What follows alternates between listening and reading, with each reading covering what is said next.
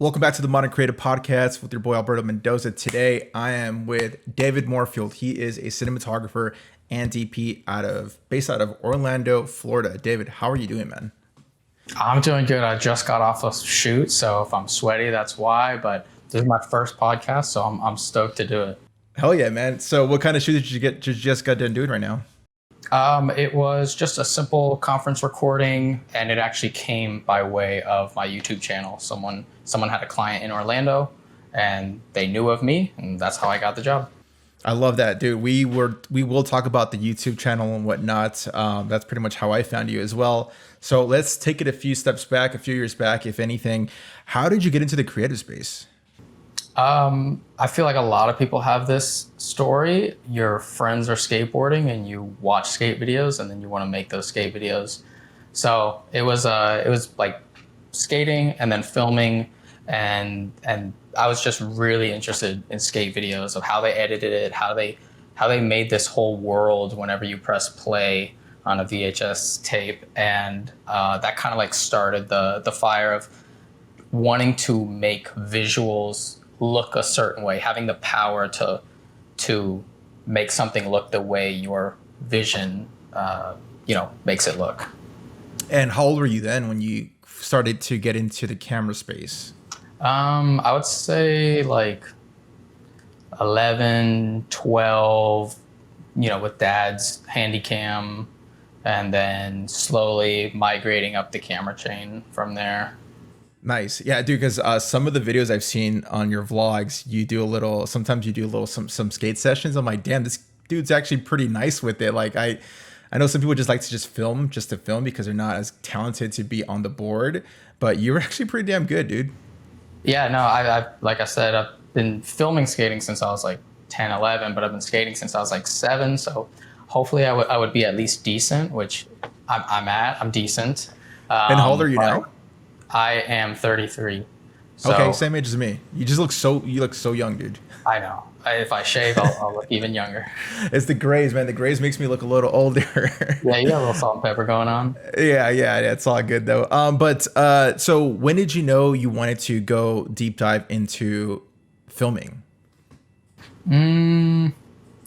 Well, as you're making those skate videos, you just get such a sense of satisfaction when you put out a little 2-minute video and it took you maybe weeks or months to film and you're just barely learning how to edit, and then you create something and I loved what I was creating, and then it just helped that other people liked it too, especially if you are working with a bunch of other skaters. They want to see themselves. Everybody wants to see themselves. And then it evolved from that creative fulfillment to start getting some financial fulfillment when like a local skate park said, "You're always filming. Can you film a contest for us?" And I think the first client I got was like $50 to film a contest. And that was a really cool moment to do something that I was already doing, but now have like learning, you have client visions and client guidelines, and they would like it to look like this. And it's really cool to be able to manipulate the camera to fit your vision, to fit their vision, and fit anyone's vision, really. Right, totally, man. And so, what kind of cameras were you using back then? I know you mentioned your dad's handy cam, but I'm sure you probably invested in something a little bit more quality, especially when clients are trying to book you for these kind of gigs. Yep. Yeah. I think when I was like 18 or something, if anybody comes from the skate world, I had a VX2000 with the big Century Optics Mark II fisheye. That was, off mini DV tape. It's honestly an amazing camera, and I'm filming with my Sony FX6 right now, and I've been trying to get back to that form factor where everything's in one longer style unit. You just turn it on and press record. I love that. But that was the first kind of like big prosumer camera at the time. And then it switched from there to being really annoyed that I had to keep buying mini DV tapes. And then when I found out you could put all the footage onto an SD card that you could erase and then film onto again, I was like, oh no, I need to get a DSLR. It'll just save so much cost. So 60D from Canon, 80D, GH5S, C70, and then currently FX6.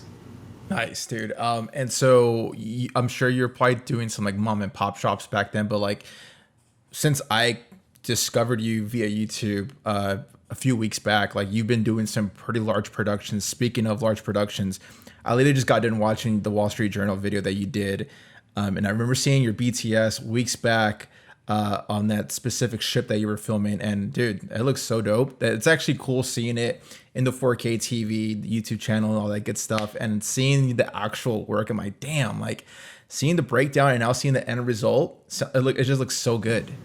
Yeah, I don't think it could look more different than me filming BTS with my iPhone and then seeing the 4K version on a TV. It almost doesn't look like the same thing, but that is kind of what I saw when I was looking at other vlogs, specifically the Cranky Cameraman. I was like, this is such a cool inside look to productions that I have no access to. There's no way I would get hired for this job. I don't have the equipment. I don't have the network, the clientele, none of it. But it's like I get to be there and learn. So sometimes he would post the final products of what he was working on. So yeah, it's really cool when there's a project that I get to work on and I actually get to see it, because a lot of times I don't get to see the work. I just hand I can off imagine. Yeah, I imagine since you specifically just film and you don't even do any sort of editing, correct? So about a year and a half ago, 2 years ago, I made a hard decision, because every year prior to that, I hated editing and it just didn't work with, I guess, who I am, because I would procrastinate it. It would lead to big issues with clients, late deadlines, and the shooting part was great. I loved it.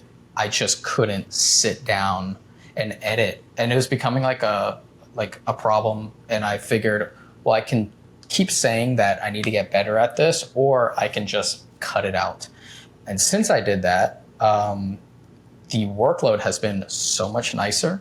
The stress is gone. And then now that I'm a shooter only, or just a DP for hire, it put me into this specialist category that can warrant a higher rate. So that was a side effect that I didn't know was going to happen. But if you specialize in something, you can charge a higher rate for it.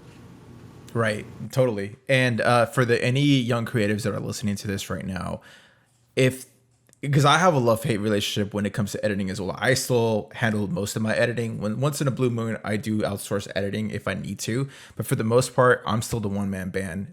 And for those that are listening that want to specialize in just strictly DP and not touch their freaking laptop when it comes to editing, how do you go about that? Because I'm sure you didn't just say, I wish to just be a DP and then boom, I only get DP work. Yeah. There was one client, a corporate conference trade show type of client, and they are a full production house. They would send producers, editors, shooters, everyone. And I was in the shooter editor role. Well, what happened is they had a changeover of employees, and I think on the last job, they gave me the option to edit, and I said no. I was like, I don't want to touch it. So when the new employees came in, they heard that, and they said, yeah, we got a new job coming up. We'd like to put you in there. But we heard David doesn't edit. And I was like, yeah, David doesn't edit. That's true. So it just made sense in your head. It made sense. And that was like a fresh start. It was so, so you can take that further to be like, if you get new clientele, you can tell them that these are the list of services that you provide, and you will not get all the jobs because you are now, more specialized in what you offer. But there's two ways you can take it. You can go my route if you are someone who likes to simplify, and you can start detaching from all these services. I just shoot, no edit. That solved my problem. You can also go the other route that a lot of my friends have gone, and they say, hire an editor. So we can keep the full production under our umbrella, and we can expand, but you need a managerial mindset for that. You are now in charge of other people who are depending on paychecks. probably employee benefits, a place to work, a whole list of things. And that was not something that I wanted. I like to have my life like this. And so subtracting was the way of fixing the problem rather than adding. Yeah, I definitely get the vibe just from your vlogs that you just like to keep things so simple. Like even when it comes to your camera rig, which is a sophisticated cinema camera, but you like to simplify things so just make it as easy as possible. For example, the little clip for your headphones. I'm like, dude, that's freaking genius, man. And then you found even a simpler way to make that work for you. Like I do appreciate that you know yourself to know like, hey, I don't want to complex my life. I like what I'm doing. I'm super satisfied with this, and I just want to keep it as chill as possible.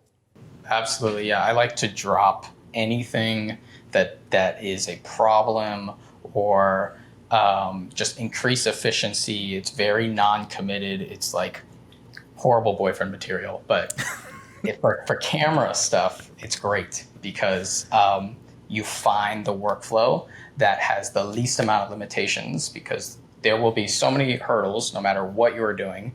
And I'm just trying to work on a micro scale rather than someone who thinks as a business enterprise and they're trying to think on a much larger scale. I just like having the window a lot smaller. Definitely. And speaking of the FX6, man,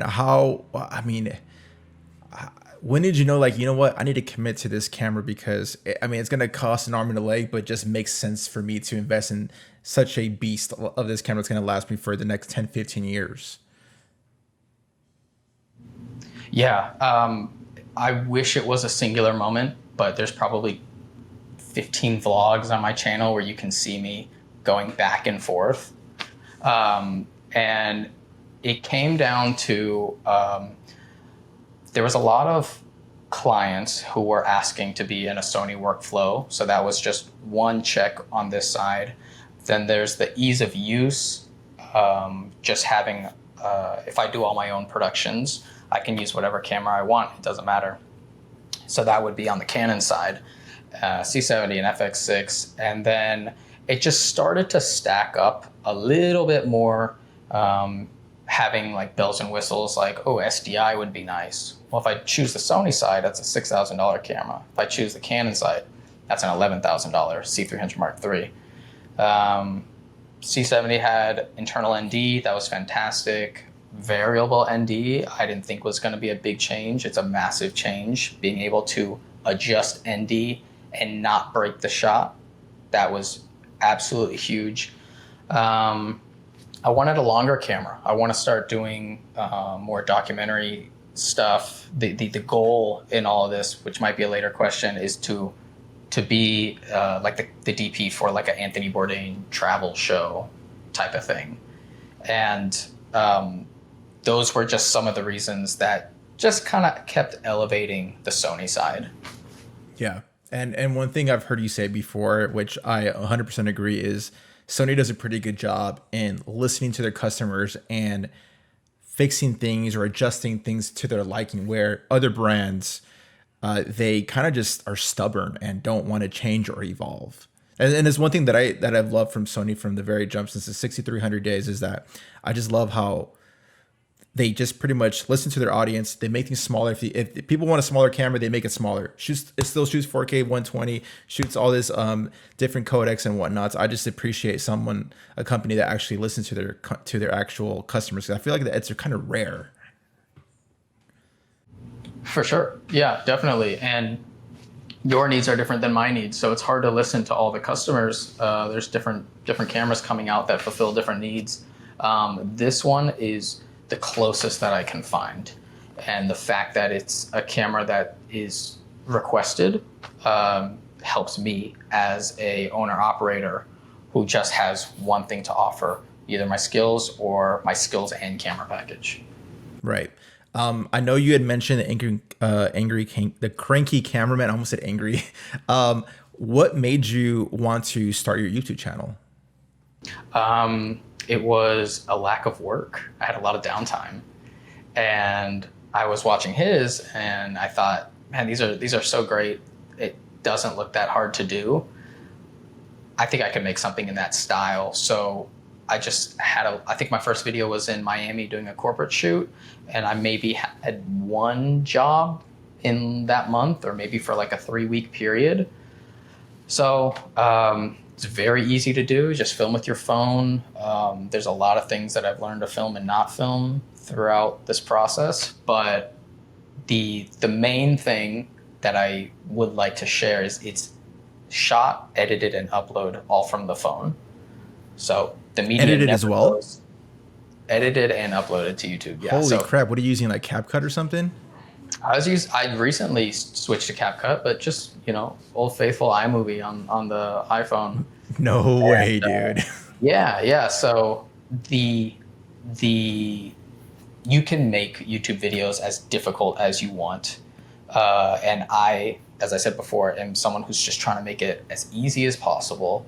And this was the way, and especially with Apple hardware and Apple software, they're going to communicate really well. You're not going to have any HDR issues or sound issues. It's all integrated. So that was just a perfect solution. And then just recently, I switched to CapCut on my phone still. It's got a few more options, but it's still very, very easy. So I get the question a lot, like, what camera do you use or whatever? It's just straight iPhone 13 Pro. That's it. Jesus, that kind of makes sense on your fast turnaround times, because I've seen some BTS on your stories, and literally hours later I see the vlog. I'm like, wait, you were just filming this shit like 10 hours ago. Like, how the hell is that possible? Yeah, no, I'm trying to get really fast at it because I don't want to edit. Even the vlogs, I don't want to edit.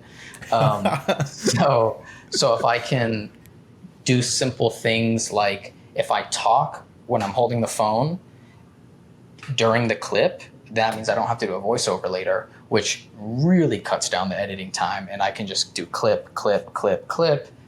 What's the thumbnail? What's the title? Okay, out it goes. Nice. I love that. And that simplicity style of YouTube content, I don't know. I was doing some FX6 research, and I'm still doing it. This goes a little parallel to what you're saying. Like, it took me a while to finally commit. So I'm kind of like right there to committing on the FX6. Your channel popped up. The thumbnail stuck out because it just looked like, to me, like a phone, which obviously was filmed on a phone. Clicked it, and I just got like sucked into that style of content where it's just so raw and organic. And it kind of gave me nostalgia from like the 2016, 2015 YouTube days. And then I fell in a wormhole of the iPhone footage BTS content. I just did not know there was a pocket of the internet, which this is why I love the internet and YouTube. I didn't know there was a pocket of the internet where you see all these BTS iPhone vlogs, man. And because I'm so used to seeing beautiful BTS from the highest end cameras that you could think of, shot in 4K 60 as well, beautiful transitions and text animations, and yours is just so simple. And I'm like, dude, I like this more than the pretty stuff. Well, those do look pretty. It's just so much work. I don't want to do it. And there are like a list of people who are doing that iPhone category. So from what I've seen, the Cranky Cameraman is the one who started it. He does a lot of broadcast, commercial, corporate work, works with, owns multiple Amiras, multiple FX9s. It's high level stuff. And then I got some inspiration from that. So I took that, ran with it, and then I've seen, 10 videos of people mentioning his name and my name, saying, you guys started doing it. I figured, why not? So there's Joel Gabrielson, there's PD Mokri, there's Jared Phelps, there's Jarrett from South Africa, Joseph from Sweden, I believe. And they all are making their own versions of what works for them. And it's really cool because you get to see direct access what their day-to-day jobs are, not a polished version of what their jobs are. You don't have a lot of time to film BTS anyways. So it's like, hey, I don't even have time to kind of really fake this. This is just what's happening. And I think that connectedness around the world is really cool because you get to see what similarities and what differences there are between all of these people who are generally at the same level. Right. Yeah. And speaking of all those YouTubers, I have checked out their work and stuff like that. And it inspired me to take out the iPhone and start filming some BTS vlogs, because I film a lot as well. And I've always loved the whole BTS concept. I've been consuming BTS for so many years, but I just never thought about, oh, I don't want to like get someone to come with me on a shoot, hold a nice 4K camera and film me. Then I have to edit this on top of the actual client work. I decided to, once I saw your guys' content, specifically yours, I'm like, dude, I got iPhone 14 Pro is pretty good. You know what? I'm going to film it. Why not? And I was having so much fun just filming and editing this. And it's giving me an inspiration of creating more content. So thanks to you guys, man.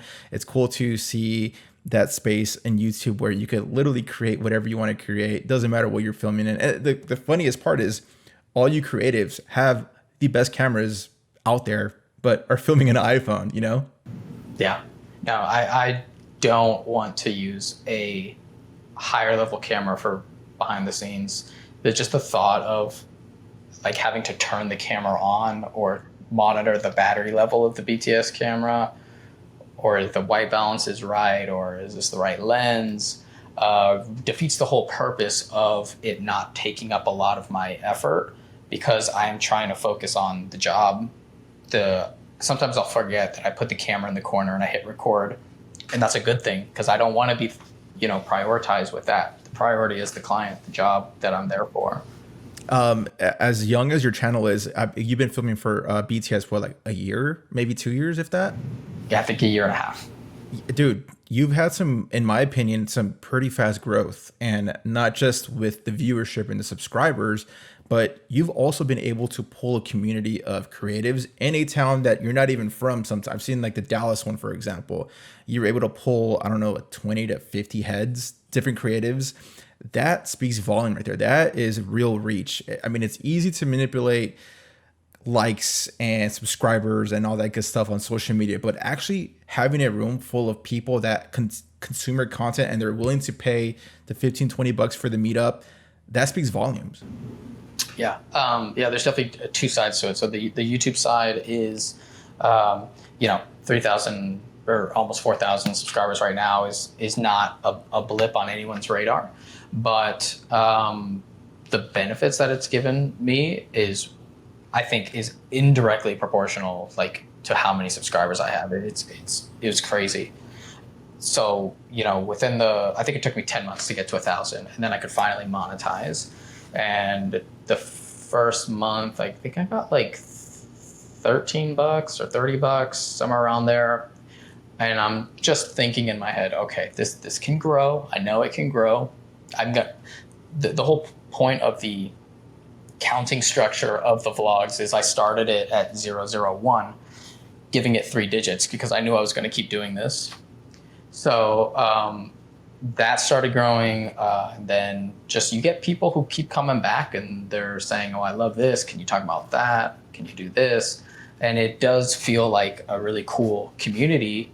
And then the whole reason I started these filmmaker meetups is because one guy asked me for coffee, and I was like, yeah, sure, let's do it. And then I posted that, and then 5 people asked me for coffee, and I was like, no, I'm not doing that. Why don't we all meet at the same coffee shop at the same time, and I'll take a picture and I'll post it on my Instagram and give it a fake title of the Orlando Filmmaker Meetup.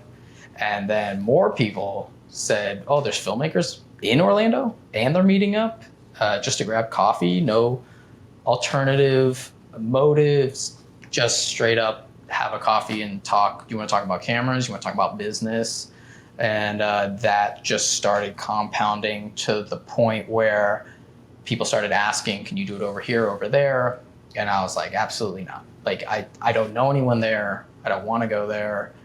But then through another natural progression of the YouTube channel, I started offering consultation calls. So someone ordered a consultation call from Atlanta, and that's how the Atlanta Filmmaker Meetup happened. Same thing, Jared ordered one from Dallas. He came here to an Orlando Filmmaker Meetup, which is pretty nuts. and we hung out. He's a really cool guy. And then I said, I kind of want to take this somewhere else. I know you. Could you help me put this together?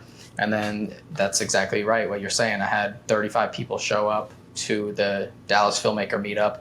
And now I can gift that community to him to take on. So we made a group chat, and he's planning the next one. And they are very active in that group chat, sending each other jobs, gear questions, all just having a nice bit of community. And it feels cool that my little channel can go to somewhere random, spark it, and then I can leave all of the responsibilities and go back to Orlando. And then that thing kind of carries on, and it's kind of like a chapter. So have the Orlando chapter, Atlanta, and now Dallas. And I'm really looking, where can the next one be? Right. That's super cool, because in this freelance world, it could feel like a lonely world at the same time. It's just you against the world. Maybe some filmmakers could feel like, oh, I'm in competition with this filmmaker, but just having people gathered together, hey man, like we're all in this together kind of thing. If I can't do a shoot, I would love to refer this job to one of you homies. Like, I'd love that mindset of having, hey, let's all build each other up so we could all get that bread. And I saw you do 2 of your own vlogs. How was that experience? Dude, super fun. I'm looking forward to shooting the next ones. I have like 3 that I got to edit. I've never done the whole iPhone edit approach. I just don't like doing things on my little monitor. So I like to put it on the computer, do my little thing. But it's been super fun, man. I've been enjoying it. And I feel like I'm tapping into a space of different viewerships where I already have the podcast going, but now I have a separate playlist of the vlog where a new audience is watching, going to the channel, checking my stuff out. And it just feels cool, man. And I'm not doing it for views and stuff like that. It's never been about that. I just like to create stuff, man. And I like to help out people. I always have a million people kind of like you. They want to take me out for coffee. They want to shadow me on my jobs and whatnot. And I can't always offer that for everybody. I can't just go to a coffee shop every single day if I wanted to, even though I love coffee. But so having all the information in one place where people could just consume it and do whatever they want to do with that information, that's what it's all about to me. Yeah, no, absolutely. And I was looking through your channel a bit when you sent me the link. See, who are you? What podcast is this? And you didn't say anything. I just picked that random episode, and I was just watching all the way through. And then in the last minute, you guys were describing someone, and I was like, that sounds familiar. So I don't know who your buddy was, but are you guys both are in San Diego? Yeah, like I was like, no way, that's so cool that I'm watching content that I like to watch and then randomly pop up on there. Like, I didn't think that would happen. Yeah, and it was super funny how that worked out, because I mean, everyone could describe a Peter McKinnon, everyone could describe a Jarrell Dunn, but someone like you, not saying that you're a small creative, but like relatively speaking, 3,000 subs compared to 250,000 to 1 million subscribers. And he knew exactly what I was talking about. I mean, to me, that was like insane. Yeah. No, that was really cool. Yes. I was surprised. And another cool moment where I'm watching a fight and I literally freaking see you, dude. I'm like, wait, it was like a boxing fight that happened last month. And I see you film. I'm like, dude, that's David right there. And I told my wife, and I was like, who's that? Because she doesn't know. And so I rewinded it back. And then I remember, wait, if I remember correctly in his stories or his BTS vlog, he was filming a fight. I wasn't sure if it was UFC related, because I know you do some sort of UFC stuff as well, or if it was the same boxing one. And then I'm looking at the freaking the card names. I'm like, this is the same fight. That was him. And it was just a trippy moment, dude. And I'm like, I gotta send this to this guy. He has no idea who I am. I'm just gonna send it to this guy, see what happens. No, I didn't even realize that was you. I appreciate that. That was me. That was me. Yeah. Thank you. That made it in the vlog. I can't get any footage of me on broadcast. There's just no time. But yeah, that was for ESPN. That was Top Rank Boxing. That's not my client. Just want to be clear. That is the ESPN. Top Rank has a vendor list that they work with, and that company contracted me. So that's another, like, I'll just briefly talk about, that's another way, like, you get into somewhere that you're not really close to at all through your network. So that was someone that I've worked with for years and years and years. And, you know, you guys kind of go like this in your trajectories, and then sometimes they go this way, and then they need your help, and they look and they go, who do I trust? I trust that guy that I've worked with for a long time. Are there better gimbal operators? 100%. But it's about who do you trust and the communication between them. And that is a massive client that I could never have got on my own. So that was really fun. And that world is just up and down. I did 3 or 4 fights for them. I just got put on one for Lake Tahoe next month. And then as quickly as it came, it left. It just kind of went somewhere else. So that is, you know, the joys of freelancing is no concrete firmness on any decision. Right. And the cool thing about your specific kind of work is that you're not just Orlando based. You literally travel throughout the country. To me, it looks like nonstop. Like, how do you balance your work-life balance, I guess? I mean, the answer is kind of a cop-out. So I'm not married, no kids, no mortgage, and that structure of life just allows for different things to happen at a smoother rate than someone who has a different structure. And it has been by design, and it would be very hard if it had those other things, and it'd take a lot more effort and a lot more stress. So it's kind of, you know, purposeful. This is the type of work I want to be doing. Lots of traveling, lots of spontaneity, no 9 to 5. And so I kind of set it up to have success in that area. And this goes back to your character, like keeping things extremely simple. Yeah, it's a good and bad thing. As far as we're starting to wrap up pretty soon, do you have 3 solid tips to give any freelancers that are in the creative space that want to potentially just strictly do DP work? Any tips that you could think of? Okay. Besides going to your YouTube channel and finding those key nuggets that you do drop, but if for the potter, you will be a better DP if you edit a lot, because that's where your footage is going, and you want to make the editor's life as easy as possible, because the editor has to deal with everybody's problems. So someone didn't turn on their mic, someone didn't do this, someone's finger was in the lens when they were zooming, whatever. They have to deal with that. You don't have to deal with that. You might not get a call back, but you don't have to deal with it. So I would say the more you edit, the more you realize, oh, I should have filmed a little longer, or I should have bumped the audio up a little bit more on the gain dial, or whatever. You become a better DP, which in turn will get you hired more because you'll put out better work. So edit your stuff. Really, you know, you will get into situations where you're editing your own work and you're like, if I only just got a side angle, I could cover this cut up. So been there. Yeah, everyone has. Edit your own work and see where your shortcomings are, and then that'll make you a better DP.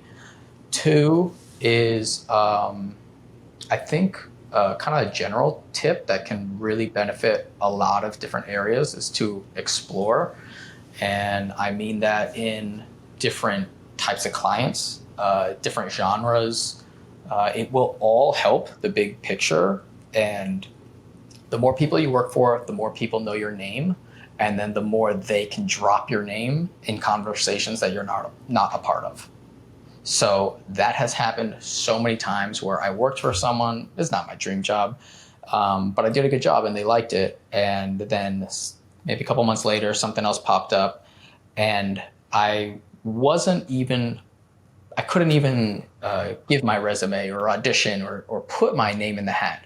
It was purely because they had a good experience with me. That's how I got, today I just posted some frames from shooting with Ski Mask at Rolling Loud. I was not in that conversation. Someone put my name in that conversation. And then when they called me, I had to immediately have a portfolio reel and proof that I'm doing what I'm saying.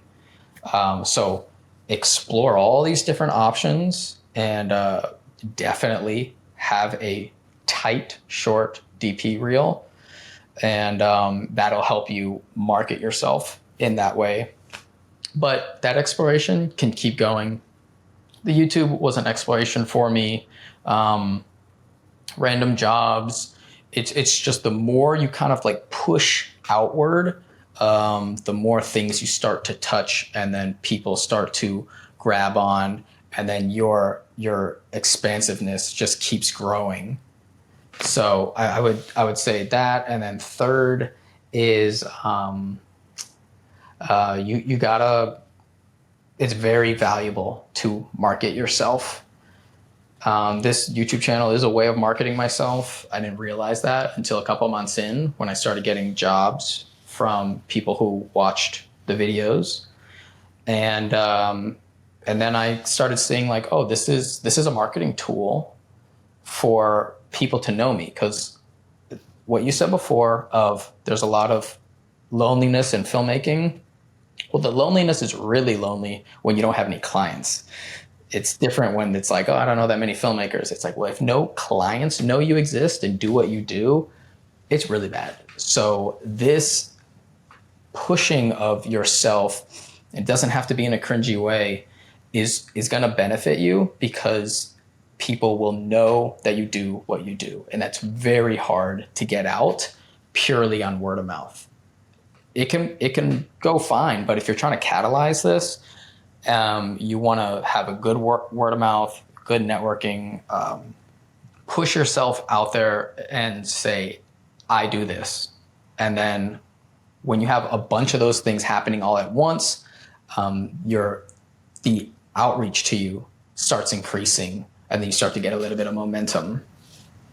One thing you just said right now that resonated with me while you were saying this is like, you're creating not in a cringy way, where you just made me realize that is why I like watching these iPhone BTS vlogs, because it's not cringy, where I'm not trying to knock anyone down, but like the bigger YouTube channels that are showing the fancy camera, doing the vlogging, they have they call it YouTube energy, where it's not me. It's like, dude, I can't be super hyped 24/7. What's up, guys? Blah, blah, this is the BTS today. And like, no, like I'm gonna just go like this, like, yo, what's up, guys? Today I'm gonna be doing A, B, and C.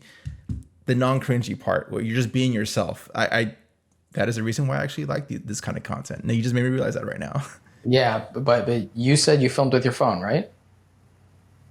And how cringy did that feel? It feels really cringy. When you're in public and you're going like this, it's the worst. Yes, how it comes off. Yeah.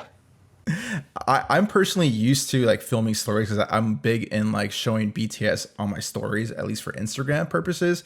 So I was already used to filming things, but I did feel 20 years older by having the phone like this, because only old people take photos and videos like this. So seeing someone as young as us going like this, it does look a little funny. It's so true. And like, if you are someone our age looking at someone, you're like, where's that going? What are you doing with that sideways footage? Everyone and their moms films vertical. Right. Yeah. But it does feel cringy still, especially stories are one thing. That's snap or zoom in, blah, blah, blah. Talking to your phone as you film is the cringiest thing. And there have been times where I'm walking, downtown to wherever, and I'm just doing a little spot to camera, and I'm saying, this is what's happening today. And I just give up because someone starts coming down the sidewalk towards me, and I don't want any part of that. So it does feel cringy. But the way people can get around that is, because I get a lot of questions like, oh, or I get people saying, I like the vlogs, I'm getting a lot of value, I wish more people did it, blah, blah, blah. I said, oh, why don't you do it? And it's the same thing that you've said, I've said, we've all said is, no, I'm better behind the camera. And I don't have that personality. I'm like, dude, does it look like I have that personality? Like, I'm like the most low energy person ever. So the way to not have it feel forced is you just share what's happening. You're not preaching, you're not telling anybody.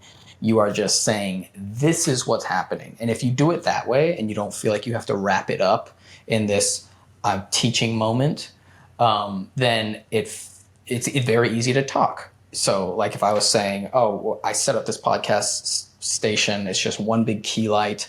I have my laptop on a stand and then a HDMI into the FX6. I don't even need to think. I can just start talking. But if I started to be like, the 3 things you need to start a podcast. All right, does that sound too weird? Nah, let's do it again. Like, I like cutting all that out and just sharing, because if you're just sharing, you're only just saying like whatever the truth is, and there's no argument on what the truth is. There's a key light, there's a laptop, and there's a camera. That's just what it is. So yeah, I encourage everybody to explore and try whatever version of this is for them, because it's coming back in spades. I'm getting clients that I never thought I'd have, network, these meetups everywhere. Like behind me, there we go. Somewhere over there is a TD Ameritrade building. So I'm in downtown Orlando. And I got a random email from some guy who said, hey, I was looking at your FX3 versus C70, whatever, video, because we're trying to bring in some cameras in-house and I want to see who has the best stuff. But then I started following you, and you do a lot of corporate work. Well, I'm the head of video production at TD Ameritrade, and I already trust you because I see you doing all the work. Perhaps we can have a call and get you on the schedule for some of our location openings. That's so far out of my reach unless I had a YouTube channel. So I recommend people just exploring, just try it. And that just goes like, you never know who is watching your content. And I mean that in a great way. Like, for example, the individual head of marketing or whatever for this specific hotel was like watching your content. Like, why the hell would he be watching your content? And it's just crazy how like social media and just putting yourself out there, like if you put enough out there, good positive message, things do come back in return. Yeah, and it's really fun to have your memories, like, to look back on.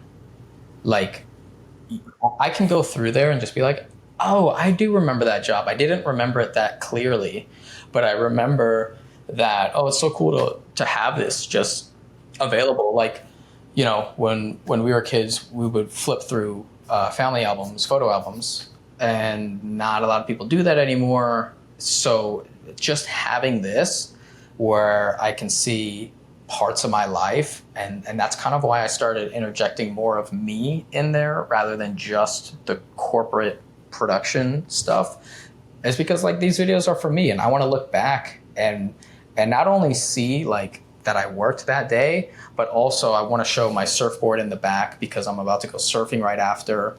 And then the more you show yourself, the more people can get attached to, oh, you're like a human and not a YouTuber.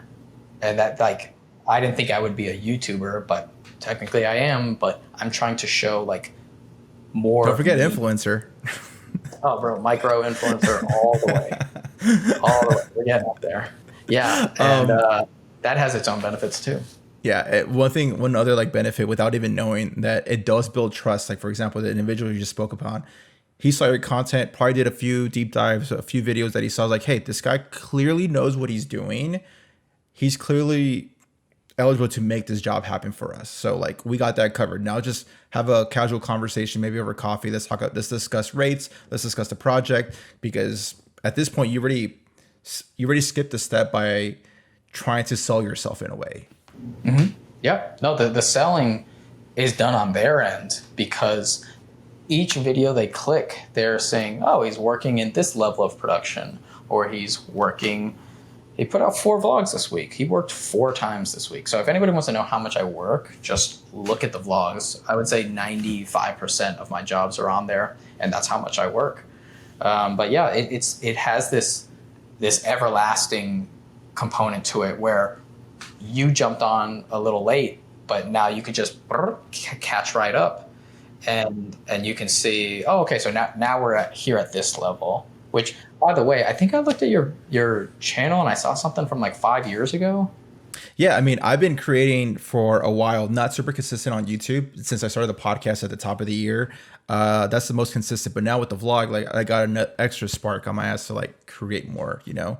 But yeah, man, this whole social media journey has been super fun. I kind of like you, I encourage creatives to start a YouTube channel or just start creating some content if they feel like creating some content. Well, where are you trying to go with this? Where am I trying to go with this? That's a good question, man. I'm currently loving what I'm doing right now. I'm doing a lot of corporate stuff. This was my final year doing wedding stuff. I actually have my last wedding next month. So I booked that like 2 years ago. And so after that, I want to go full force with the corporate stuff because I enjoy framing. I enjoy doing interviews, learning about lights, learning about audio. That's the kind of stuff that I like to do. But again, I do want to eventually evolve and kind of like what you mentioned earlier. Like I do want to do a long form documentary. So I'm taking baby steps right now. I'm just enjoying the ride. I'm not obsessed with the future. I'm currently loving the present right now. And I don't know, this whole filmmaking space could take me anywhere. So I may change my mind in 2 months and I might want to go this route or this route. So the fact that there is no roadmap for this is what makes it more appealing to me. Well, when I do my consultation calls, that is like kind of a starting question that I get to as I say, where do you want to go? Do you want to choose the route I did and become a freelancer, or do you want to become a production company? And like that will really help me, kind of craft these possible scenarios that can come your way that you can capitalize on. So for that specific question, like I could tell you right now, I kind of like you, I've thought this from the very beginning because I have some friends who are starting production companies and I've always told myself, I don't want to do that. I don't want to deal with a bunch of people. I don't want to deal with like monitoring an editor, a DP. Like I like my work simple. I want to be the one-man band. And if I need to outsource, I will do that. But for the most part, I don't want to do a creative agency. I don't want to have a production company. I like to have all my gear in my own 1-bedroom apartment. That's cool enough for me. Like I don't need a shed full of a bunch of gear. Yeah, no, I'm in a 1-1 as well. And we're in my living room and there's not much room. That's why we're so tight on this framing. But but yeah, like it's important to think about if you want to be a freelancer or a production company, because you need to work your way backwards when you start thinking of like, I'll get gear questions. Oh, is it better to get one FX6 or like 2 A7S IIIs or this? Or a big light versus can I get away with a smaller light? And it's like, where are you trying to go? Are you trying to get hired to do something like me, where it's one-man band corporate work and you need to have a light, a camera, and audio? Then I would just narrow it down into that. Are you trying to go to a production company where you are going to do everything from pre-production to production to post, and so you definitely need a good laptop to handle all that post work. You need a lot of hard drives. You need all the gear, and or you could start hiring people who, like me, who have their own gear. And because if you don't decide which way you want to go, you're just going to be spending money for the wrong reasons, and it might work out. Like most people, you will kind of fine tune, oh, it's this direction, that's where I wanted to go. But you could potentially spend a lot of wasted money. Maybe you don't even use gimbals that much. Mm-hmm. Why did I pay $1,000 for that gimbal?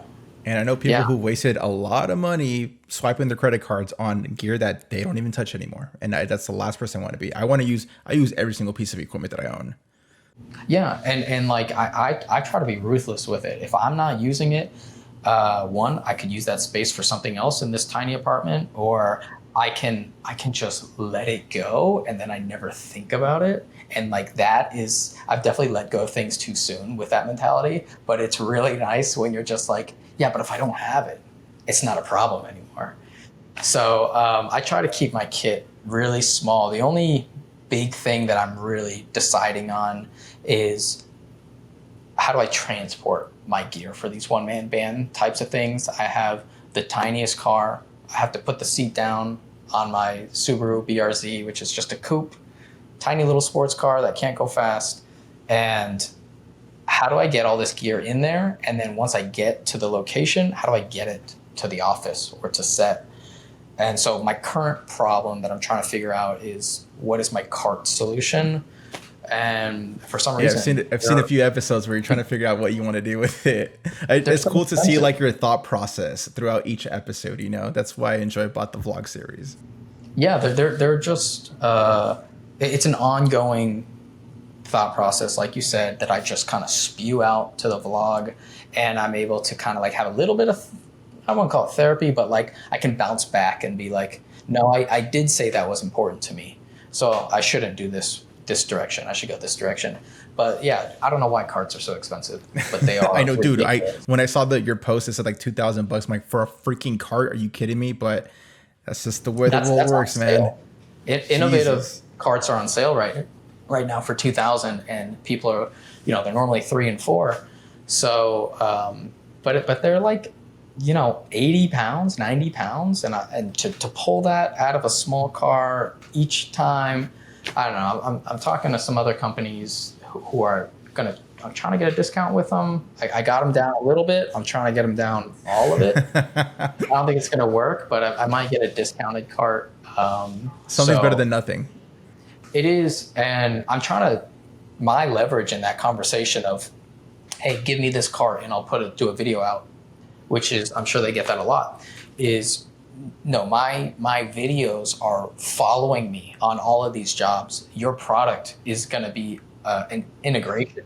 It's going to be featured continually in here. And I'm going to keep saying, I'm so glad that I have this because it's solving my problems. And that's hard to communicate to these companies who are like, no, review video. And you're like, yeah, I know, but it has more value if I continue to talk about it in small little pieces, because people will see, oh, it didn't just work for that video. He's had that thing since way back, and you can see it. It's still working and functioning and all of that. But that's another kind of like perspective that's been opened up to me lately, is just thinking like, you think like a creator, right? Like a director of photography or editor or whatever you are. But I think as you get a little bit older, or at least for me, some other people snap into this way faster, is you are a business and you have to conduct yourself in a business that operates with whatever you want. Do you want high profit? Do you want low overhead? What do you want? Because that is happening regardless of if you're thinking about it or not. So I'm sure you investing in this podcast equipment, it was like, okay, I can allocate these funds here. And I'm hoping that it will, build my name, build its own entity on social media. Like, has there been situations like that for you where you are now more business than technical creative? I've definitely grown in the last 2 years as far as thinking more business, consuming business knowledge, whether it's through podcasts or books. I never thought I'd be in a position to be a business owner, but I'm currently enjoying it, man. I always thought I was going to be a 9-to-5er kind of guy, but got into the film space, and now, like I said, naturally got here just without, I'm not going to say without trying, but without saying, I need to get to this location or this goal right here. I just kind of just worked whatever's in front of me, tunnel vision, and now I'm here. And that's kind of how it's happened. And that's kind of how I feel. What 9-to-5s? I used to work at the hospital as I used to like transport patients from like point A to point B. So I would put them in a gurney, freaking transport heavy patients. It was not the vibe. I hated that life. 12-hour days. It just sucked. And decided to, you know what, I'm going to pursue filmmaking. I don't know how I'm going to do it, but I'm going to just pursue it, see what happens with a little GoPro. And that's how it started. Oh, wow. Doing what? Just filming, surfing, skimboarding, snowboarding for fun. Kind of like how you said with skateboarding, parallel stories, but with the GoPro. And then eventually got a mirrorless and got full frame, and now I'm here, and hopefully we'll get a FX3 pretty soon, or FX6 should I say. FX6. Yeah, like, so I get a lot of questions, people saying, oh, once I get this camera, like the clients come with it. And I'm trying to like respectfully tell them like, hey, it doesn't work like that. Like, don't expect that the new higher level, higher quality camera makes someone get your email now. Like, that's not how it works. That doesn't increase your portfolio reel. To me, it makes your life easier to have a tool that works with you. And then there are certain situations where productions need this certain equipment. So there have been times where they need time code because we're on a multi-crew documentary. ND filters that's for me. I don't want to be switching them on and off during. I hate that. That's what sells me is the internal NDs. Like, man, I've never tasted that. So, and everyone always says once you get a taste of that, you never want to go back. Yeah, and then like on top of that is once you get variable ND, you're like, oh, I don't even want to go back to normal internal ND. But yeah, there are benefits. So fitting into workflows with a specific type of camera, and then you can do productions like now you're in that production level, so now your name can pass around there. But no one looks for like. You don't search Sony FX6 and then find me. Well, I did. Hold on. Actually, that has happened. A Canadian production company searched for Miami interview C70, and then my video popped up, and that's how I got hired. But that's fine. If you're doing a YouTube channel and you're kind of putting yourself out there, great, then it works. It does work like that. But if you're not, where are they going to find you? Unless you have strong SEO, which I highly doubt. That's the only way. I don't know how to do that. Yeah, same.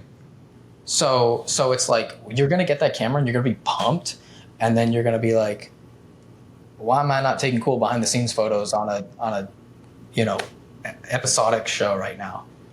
No one knows you, and you definitely don't need a good camera to be known. So.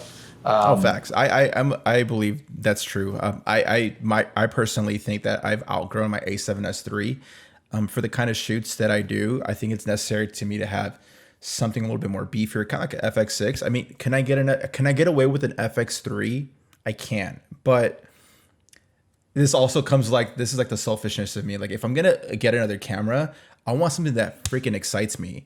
If I get an FX3, it's going to remind me of an A7S III, which, don't get me wrong, I still love my camera, but I want something that's going to like, oh, I get to play with my FX6 today, at the same time. Yeah, well, when I switched from my C70, because it was going to be get a second C70 or do an ecosystem switch, which is a huge commitment because you have glass and all this good stuff. I lost so much money on it. And then now I've made a lot of money back because of that switch. But yeah, like as soon as I bought the FX6, I had buyer's remorse. I was like, you are just throwing money in every direction, and you're just hoping that this one's gonna work. It's like gambling. But I think this one's gonna hit. So that full ecosystem switch, which cost a lot of money, and took up all my brain power of, okay, well, now I got to switch these lenses and these accessories and do this and that and that. Eventually, it started to pay off because I could get the small few amount of times where clients were asking for Sony, but like I said before, it's the tool is making my life easier with the little bells and whistles that it has.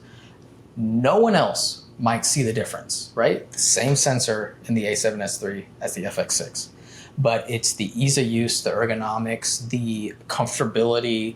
Like I would complain in my older videos of like holding the C70 side grip, like trying to shoulder mount, but because the side grip doesn't rotate.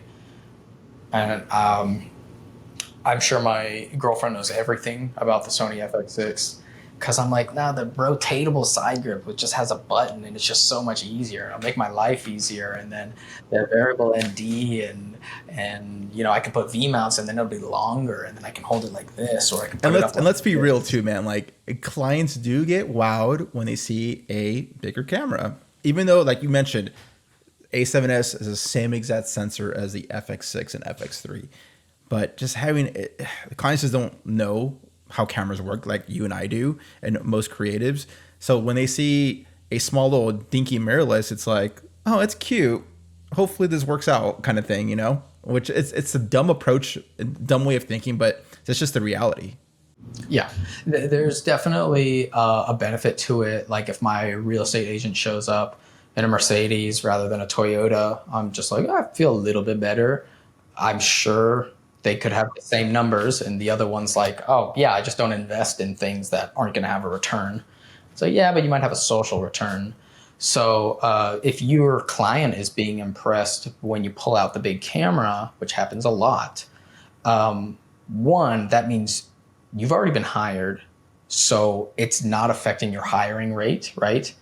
But it can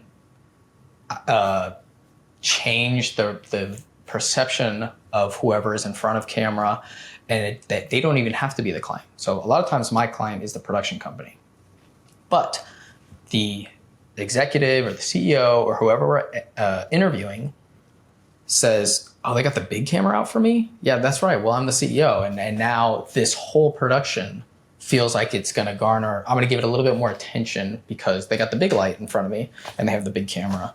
And I feel better about this whole thing happening. So it's like a weird consequence that is not directly related to getting more hiring. It's like, hey, this can also happen if you bring it out.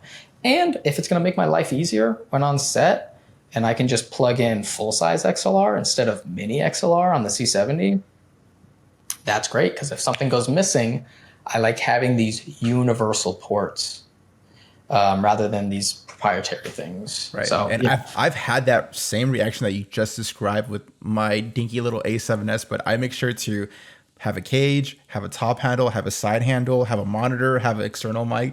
So it kind of looks rigged up in a way. So they're very impressed by that. I'm like, just imagine if I had like a bigger body. Just it's so dumb, but it's just the reality of things. I would argue that an A7S III rigged up and an FX6 rigged up, the client does not know the difference. Oh, they for sure do not know. They for sure do not know. So that's why I always make sure to, like, if I know it's going to be cameras on sticks, it's going to be, I'm going to put steroids on it and rig it up. Yeah. So I would love a second camera too, but I'm just waiting for Sony to kind of put out whatever they're. I could have sworn. It's so weird because when I commented on one of your videos, I said, oh, the FX3 firmware update has a 180 shutter. Apparently it doesn't. I could have sworn it did though. I saw people gassed up about that. Like, I'm like, did I watch something? Or was that a dream? Like, I could have swore it does have 180 shutter with the new firmware update. From my knowledge, it still doesn't, because it would be much more implemented, that camera in these types of multi-crew types of things, because it's just a simple doubling, right, of shutter speed. It's not, doesn't take a genius to figure it out, or it doesn't take more than 2 seconds to do it. But there's just certain standardizations on cameras that companies like to use. So if we're using SDI, great. All the cameras have SDI. If we are using shutter angle, great. That is one problem that's one more error that we have kind of like skipped past, of someone being like, why didn't you change the shutter when you went from high speed to real time? It's like, I just forgot. It's like, well, it's just easier if you're operating on angle. And same thing, V-mount batteries. Oh, we're all on V-mount. Okay, great. Can I borrow one? Yes. So those types of standardizations are like more important when you are a part of someone else's crew. If you are having all of your own gear, you know exactly what's wrong with every single camera and what cable can't be touched because it's going to flicker and then all this stuff. So that's just something that makes these cameras more usable in those bigger productions. Definitely, definitely. Well, David, let's wrap up. It's been an honor having you on the podcast, man. Seriously, I mean, I've been consuming your content for the last 2 months, I want to say, and just literally consumed from episode one to current day.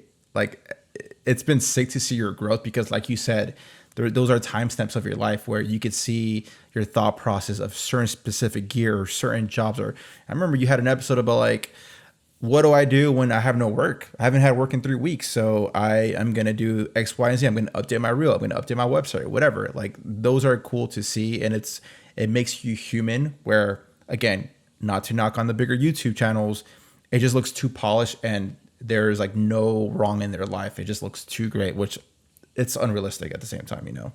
Well, this podcast couldn't be at a better time because I think I'm at vlog 96, 97, something like that.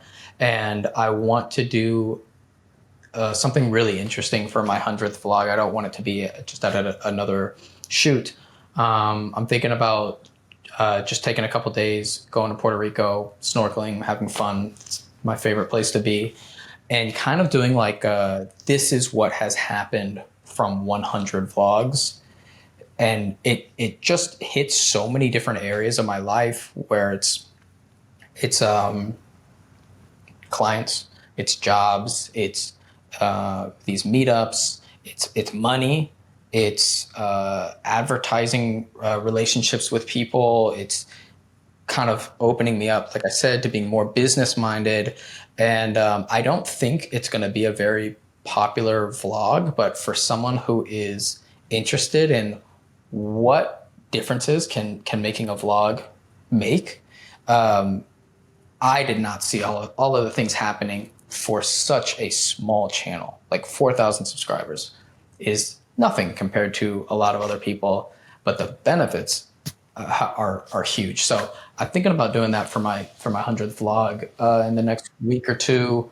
I think I already have 2 more vlogs on my phone right now that I could upload. So I'm like, I gotta get to Puerto Rico and kind of like, figure that out. But if someone has like questions that they want me to answer in that 100th vlog, like feel free to just comment on whatever the latest YouTube video is, and I'd be happy to share because I don't mind being transparent. I don't mind being transparent with my numbers, how much I'm making, how much I'm missing out on, or whatever, because that authenticity attracts people. I like it when people are authentic with me, and just to see other people recognizing that and then jumping on board to my little ship is really, really fun. That's awesome, man. Yeah, by the time this episode drop, I'm pretty sure your 100th episode will be out. So if you guys are interested in connecting with David, I will have his Instagram and his YouTube channel link into the description. So feel free to tap in, let her know that you came from the Potter. And David, dude, thank you for being on the podcast, man. And thanks for keeping it real with us. Yeah, man, let's keep in touch. Definitely.